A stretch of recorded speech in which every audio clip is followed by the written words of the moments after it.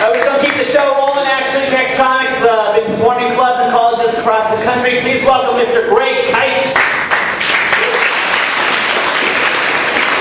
All right, Charles Square, Saturday night. Yes, I am an accountant. Hooray! Wait, do I got my people here? Do I got any accountants in the house tonight? Do I really? Do I really? I was trying to spot out and try to go into a crowd and look around and go, can I find the accountant?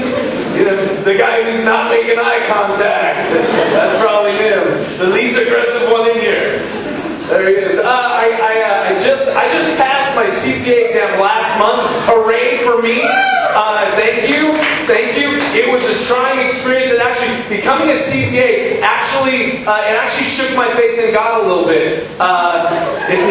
Because forget about the question about can God create a rock that's so big that He Himself cannot lift it, because the IRS has managed to create a tax code that's so complex that God Himself can't understand it, is what we live in. That's the world we live in.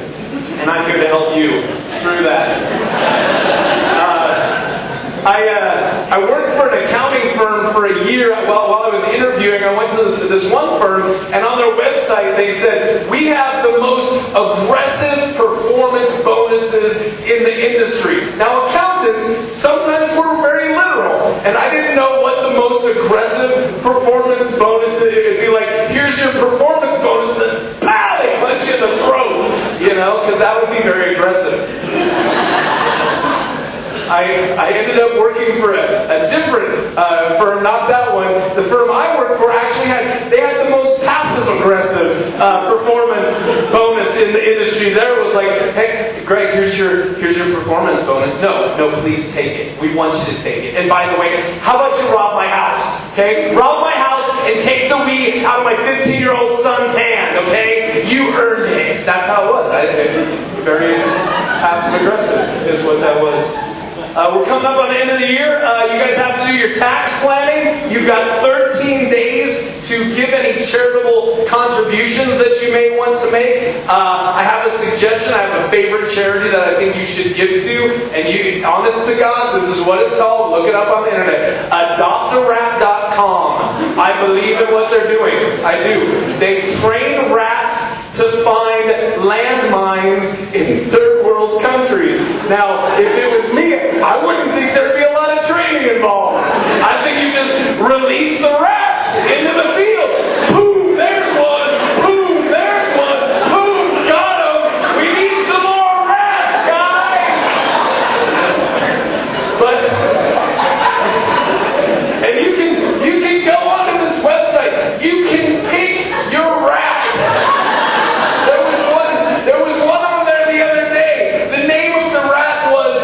Chosen one. If I'm a bomb-sniffing rat, I don't want to have the name The Chosen One. Go, Chosen One, find them. Boom! He was the Chosen One. And so for $6.70 a month, you can help feed, house, transport, and train a rat. Okay, for less than a cup of coffee a week, you can either feed a starving kid in Kyrgyzstan or send a rat to rat college. I want to send a rat to rat college, that's what I'm saying. I dabble in finance. You want to know what my stock pick for the week is? What? Thank you. One guy. Because obviously I've built a lot of credibility so far. My stock pick for the week, it's the Canadian convenience store giant. You maybe have never heard of them before. Their name, Couch Tard, is the name. I kid you not. I think it's a French Canadian. I think you're supposed to pronounce it couche tarde. And I looked it up. It means night owl. But in America, you pronounce it couch tard. And it means couch tard. And the reason that I like this company is that they've got the guts to name their entire organization after their key demographic. Because what couch tard can't use a big gulp in a bag of Oreos? The Kyte, they've got a price-earnings ratio of about 13. They trade at 27 cents a share. So for just, 27 bucks a share. So for just $27 a share, even you could own a piece of Kyte. And if you're a married woman, maybe you already do.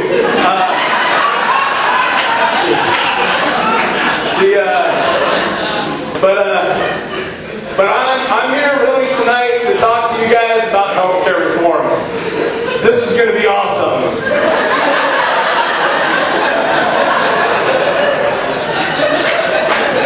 Some people love it. Some people hate it. Some people have no damn idea what I'm talking about. There's parts of it that I like. There's parts that I don't like. The one part that I don't like, check this out. Now, because of healthcare reform, health insurance companies cannot refuse to cover children because of pre-existing conditions. No longer can they refuse children coverage for any reason. I hate that. I hate it. Before I became an accountant, I was an 8th grade math teacher for 10 years. I've got a whole list of kids that I don't want to have health insurance. Okay? A lot of kids on that list whose name are Skylar, too. Don't know what that's all about. Something about the name. Something about the name Skylar. Very likely your pre-existing condition is being an a-hole to your math teacher. That's what it is. What's up, Skylar? We really got Skylar? The birthday boy? Awesome. Seriously? I pulled that out of my butt and it said, happy birthday to you! Good. Awesome.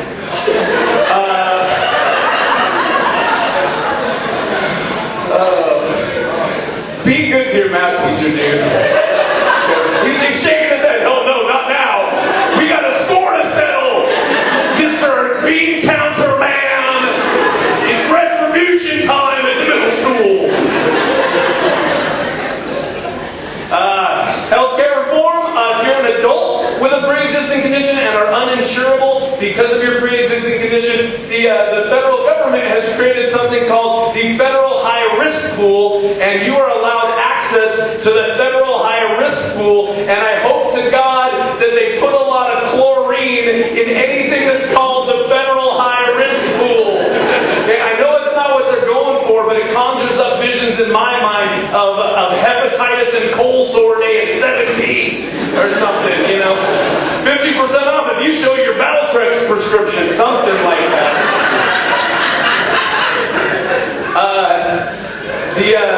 The healthcare reform, the other thing it did some stuff that nobody even knows about. It made the Indian Healthcare Improvement Act permanent. The Indian Healthcare Improvement Act is apparently a law that's so old it predates political correctness, because from the name of that bill you don't know if they're talking about the me like white men fire water Indians or the how can I help you with your Microsoft product Indian. You don't know from the name. I assume it's the former, but I don't know. And I assume that by making that law permanent, what they're saying is that never again will Native Americans have to fear receiving smallpox blankets. Okay, go to history class. Damn it.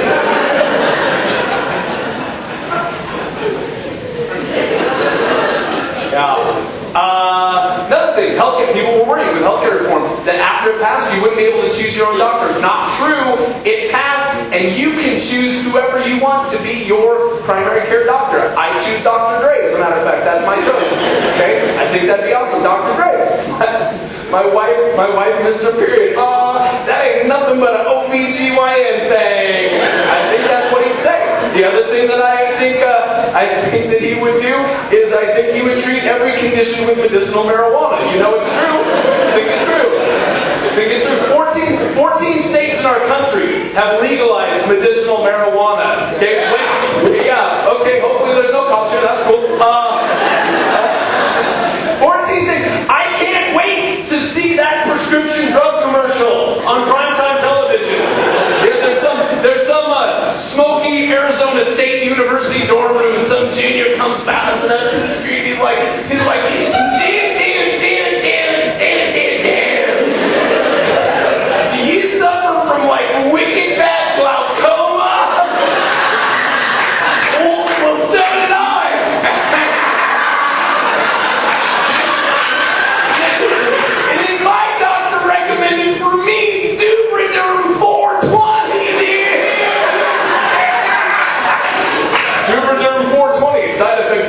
short-term memory loss, long-term unemployment, and man boobs.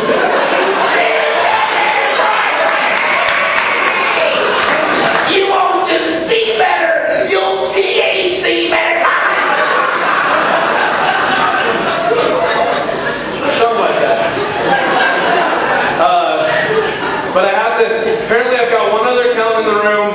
I'm just paperwork away from being an official CPA myself. I have a profession that I must uphold. So I have to tell you guys, I am drug-free, despite what you might have inferred from the last joke. And I can prove to you that not only me, but every accountant in the world does not use drugs. And here's how I'll do it. Do you guys know what the, actually dude back there who's excited about medicinal marijuana? What do they call on the street, what do they call a $5 bag of marijuana? A nickel bag. $10, called dime bag. $5 bag, nickel bag, right? Do you know what an accountant would call a $5 bag of marijuana?